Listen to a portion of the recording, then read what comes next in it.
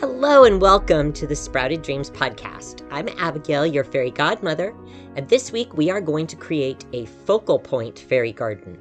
Within fairy gardens, there can be many different displays within them. However, this week we are going to focus on a single point.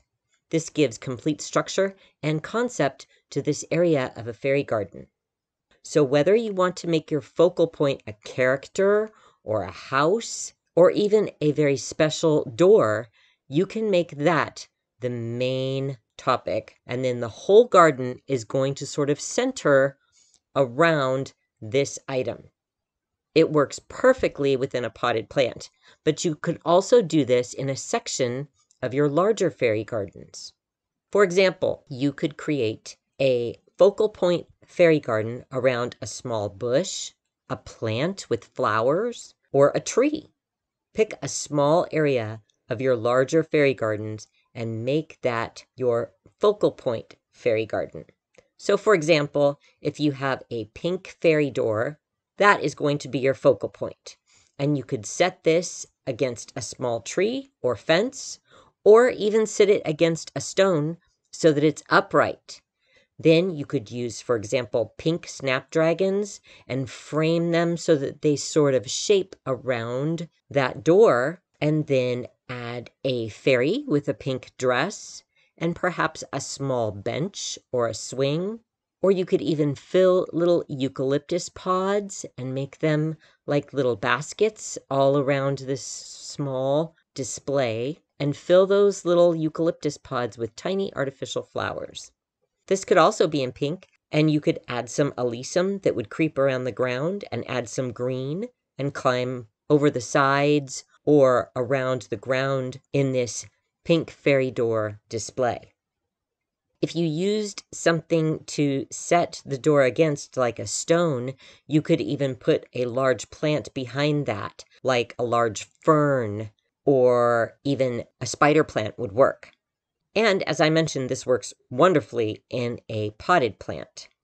In a similar way, you could also make a focal point fairy garden around a house. If you have a toadstool house, you could make that the main focal point and simply put some creeping Charlie that goes draping around the sides or even crawling on the ground, and put some small toadstools on long picks that peep up like through the creeping Charlie so that they might be raised off of the dirt a little bit, like they're coming up through the plant.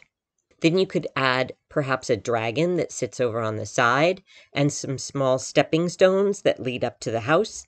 And you've done a very easy and simple fairy garden with the focal point being the house.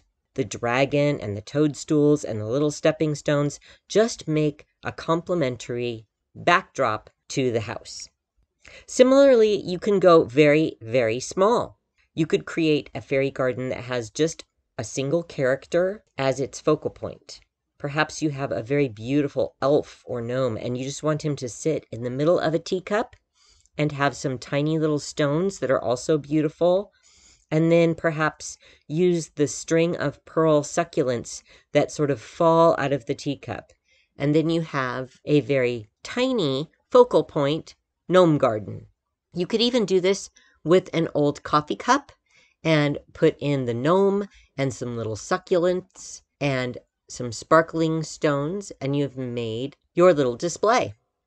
What's nice about this is that you complete the entire garden with the miniatures, the plants, and complementary pieces, and perhaps even some little artificial flowers.